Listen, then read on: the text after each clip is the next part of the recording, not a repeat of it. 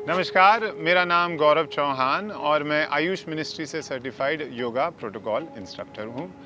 आज हम एनबीटी पे एक नई सीरीज़ शुरू करने वाले हैं योग को लेकर, है ना। और इस सीरीज़ का अभी हम सबसे पहले शुरू करेंगे बिगनर लेवल पर, जहाँ हम ये बहुत ही आसान लगता है पर हम समझ नहीं पाते हैं कि कब करें, है ना, कैसे करें, क्या कपड़े पहने हों, है ना, और क्या ना करें, है ना। करने से ज़्यादा ज़रूरी है ये समझना कि क्या ना करें। सो बिगनर लेवल से शुरू करेंगे, फिर आगे आगे उसका लेवल बढ़ता रहेगा और आप जुड़े रहेंगे तो आपको भी फ़ायदा रहेगा और आप जितने लोगों को समझा पाएँ कि योग का सही तरीका क्या है ना। चलिए आज से शुरू करें नया अभ्यास। चलिए सबसे पहले समझते हैं कि योग करने का क्या समय है ना, और योग करने के कुछ प्री रिक्विजिट्स हैं। पहले से ही आपको कुछ चीज़ों का ध्यान देना पड़ेगा। सबसे पहला समय। तो योग का जो समय है वो सबसे बढ़िया समय तो प्रातःकाल का समय है ना, सुबह के समय। सूर्य का उदय हो रहा है, आप पूर्व की दिशा में अपना सामने सूर्य देवता को देख रहे हैं, है ना, तो योग का अभ्यास करें। ये हो गया हमारा समय। पर अगर आपका ऐसा कोई कार्य है, आप ऐसा काम करते हैं जिसकी वजह से आपको जल्दी भागना पड़ रहा है और आप सुबह का समय नहीं दे पा रहे हैं, कोई बात नहीं, संध्या का समय भी आपके लिए है। तो सुबह का समय हो गया और संध्या का समय हो गया, 2 समय हो गए, है ना।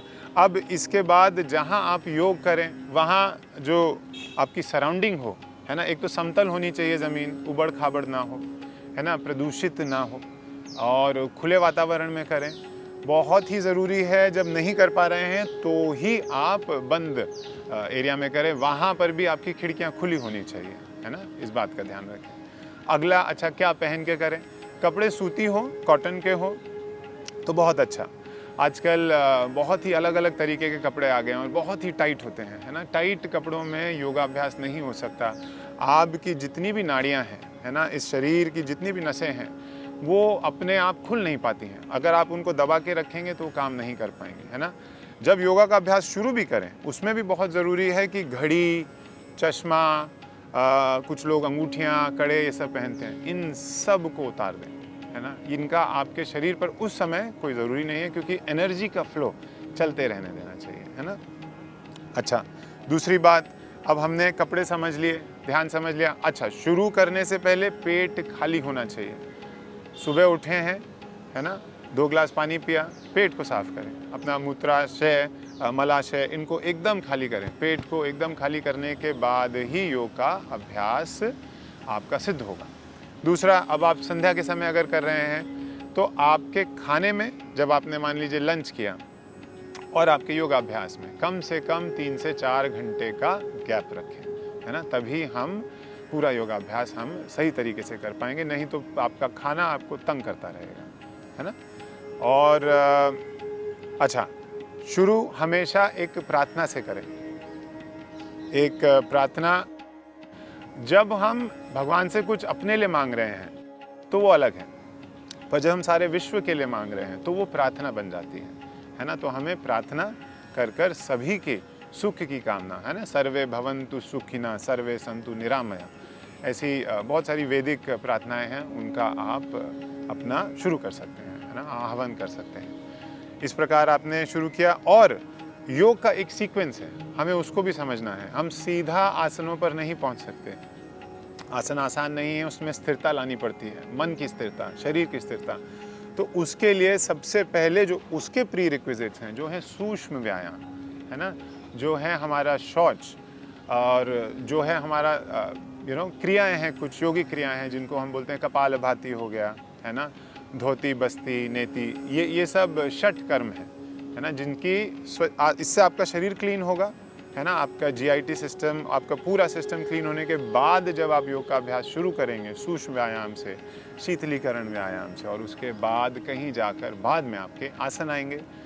आसन एक बार कर पाएँ, उसके बाद आपने शवासन से फिनिश किया, फिर आप आ गए प्राणायाम पर, है ना। प्राणायाम के बाद आपका ध्यान। तो प्राणायाम आसन और ध्यान के बीच में आता है। तो इस सीक्वेंस को हम फॉलो करेंगे और जैसे जैसे हमारा सीरीज़ बढ़ती जाएगी, हमारे आसनों की थोड़ी सी डिफ़िकल्टी लेवल भी बढ़ती जाएगी। तो शुरू में हम हल्के आसनों से शुरू करेंगे, ऐसा जो सब कर पाएँ, 8 साल से लेके 80 साल तक का, तो बच्चे भी और बुजुर्ग भी, है ना, जो किसी को तंग ना करें। आपके कराए हुए, अगर आप योगा टीचर हैं तो बहुत ज़रूरी है समझें कि आपके कराए से अगर किसी को फ़ायदा नहीं हो रहा तो नुकसान भी ना हो। ये है योग, है ना। तो इस बात का ध्यान रखें और चलिए आज के सत्र को शुरू करते हैं। चलिए, अब हम ये समझ गए कि योग शुरू करने से पहले, अपना अभ्यास शुरू करने से पहले क्या करें, पर जब कर रहे हैं, जब आप वहाँ हैं अपने मैट पर, तो किन बातों का ध्यान रखें, है ना। सबसे पहले तो अपने मन को शांत करना है ना। आप शारीरिक रूप से तो यहाँ आ गए हैं, मानसिक रूप से भी अपने आप को यहाँ लाएं, है ना। तो उसके लिए हमने पहले बताया कि प्रार्थना हो गई। अब अगला उसके बाद क्या, किसी भी क्रिया को, किसी भी योगिक क्रिया को झटके से एकदम घबरा कर ना करें, है ना। और ये ना करें कि आप पे समय कम है ना, तो आप ये सोचें कि अरे मेरे पास बहुत कम समय है तो मुझे जल्दी जल्दी 15 आसन कर लेने हैं। नहीं, समय जितना हो उसी के अनुसार अपना टाइम दें। जैसे कि हर शब्द का, अब जो मैं बोल रहा हूँ, हर शब्द में शब्द, हर किसी शब्द की अपनी अपना स्थान है, उसी प्रकार योग में हर आसन का अपना अपना स्थान है, तो उसको समय दें। आप पे अगर 10 मिनट है तो 10 मिनट का ही अभ्यास करें, है ना। आप पे अगर 1 घंटे का पूरा समय है तो 45 मिनट से 1 घंटा अपने आप को ज़रूर दें। अगर आप 24 घंटे में 1 घंटा भी नहीं निकाल पा रहे हैं तो कहीं ना कहीं टाइम मैनेजमेंट की खराबी है, हमें टाइम मैनेज करना समझना पड़ेगा, है ना। अच्छा, आगे बढ़ें। जो हमने सीक्वेंस समझ लिया, बार बार उसको बदले नहीं, है ना। कोशिश करें कि जिस समय पर आप योग करते हैं उसी समय पर उसका अभ्यास वापस से अगले दिन अगर करें तो उसी समय पर करें। उससे क्या होगा, आपको उसके बेनिफिट समझ आएंगे, है ना। आपको ये समझ आएगा कि मैं इसी समय करता हूँ और अब मेरे अभ्यास से मेरे शरीर में ये बदलाव आ रहा है ना। तो वो ज़रूरी है। अच्छा, ये हो गए करते समय।